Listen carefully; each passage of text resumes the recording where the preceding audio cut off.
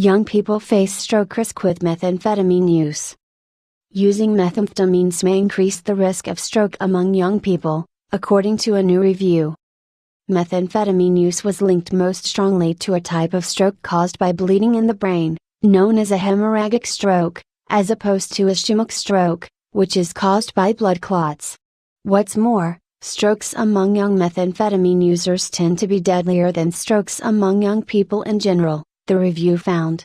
Given the increasing use of methamphetamine worldwide, the findings are cause for concern, the researchers said. With the use of methamphetamine increasing, particularly more potent forms, there is a growing burden of methamphetamine-related disease and harms, particularly among young people, the researchers wrote in the August 23 issue of the Journal of Neurology, Neurosurgery and Psychiatry.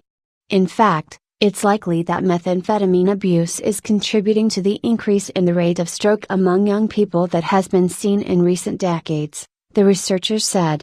9 Weird Ways You Can Test Positive for Drugs. In the review, the researchers analyzed data from 77 previous reports on the link between methamphetamine use and stroke in people under age 45. These data included reports of just a single person or of a few patients, as well as reports of larger groups of people who either used illicit drugs or had a stroke. Overall, the reports showed a link between methamphetamine use and stroke, particularly hemorrhagic stroke, the researchers said.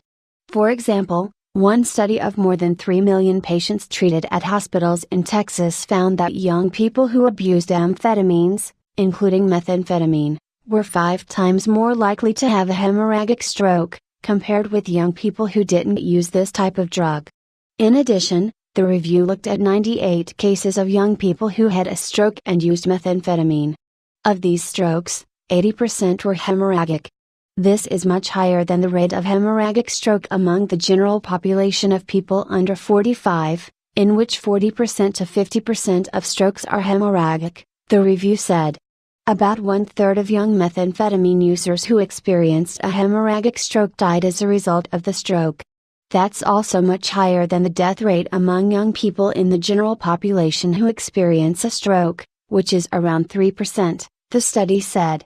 Hemorrhagic stroke is associated with vascular abnormalities, such as high blood pressure and vasculitis, or inflamed blood vessels, according to the review. And repeated use of methamphetamine raised blood pressure even in those users whose blood pressure was normal to start with, the researchers said. Young people who use methamphetamine, and the doctors who treat them, need to be aware of the increased risk of stroke tied to this drug, the researchers said. Users should also be aware of early warning signs of stroke. Some users may experience symptoms such as headache, speech and language difficulties, and vision problems that may be temporary at first, but which later predict a full-blown stroke. The increased risk of hemorrhagic stroke in particular should be highlighted to young people who may use methamphetamine, and to their communities, which may encourage them to seek help and get treatment for their drug use, the researchers said.